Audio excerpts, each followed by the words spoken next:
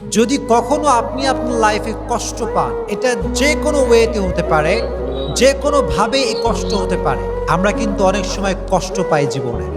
কষ্ট প্রিয় ভাইরা আমরা পাই কি পাই না? পাই। মনে করেন আমার আব্বা মরে গেছে ফর এক্সাম্পল, অথবা আপনার কোনো সম্পর্ক কারোর সাথে ছিল, বন্ধুত্বের সম্পর্ক হতে পারে, যে কোনো রিলেশনশিপ হতে পারে, কষ্ট আমরা পাই। তো অনেক সময় দেখা যায় যে আমরা এত বেশি কষ্ট পাই যে আমরা ভেঙে পড়ি, আমাদের কিছু করার থাকে না, কেউ যে মোটিভেট করবে এরকম কাউকে পাওয়া যায় না।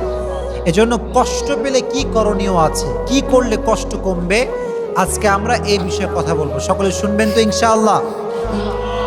কষ্ট দূর করতে আপনি সব সময় ইসলামিক ওয়েতে 5টা টিপস অ্যাপ্লাই করবেন। যদি বলেন কয়টা টিপস?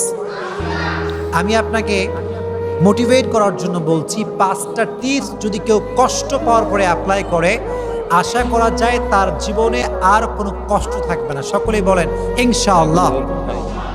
1 নাম্বার, যদি কখনো কোনো কষ্ট পান, এটা যে কোনোভাবেই হতে পারে। কোনো একটা সম্পর্ক ছিল, কাছের মানুষ কষ্ট দিয়েছে বা প্রিয় মানুষ কষ্ট দিয়েছে, কোনো একটা জিনিস হারিয়ে ফেলেছেন, অনেক কষ্ট পেয়েছেন আপনি। প্রথমে আপনি যে কাজটা করবেন সেটা হচ্ছে, you have to put your trust on your lord. আল্লাহর উপরে ভরসা রাখতে হবে যে আমার লাইফে ভালো যা ঘটে, খারাপ যা ঘটে, এটা সব কিছুই ক্ষমতা একজনের হাতে। তিনি কে? তো যখন কষ্ট পেয়েছেন, ভালো করে বুঝুন, আমার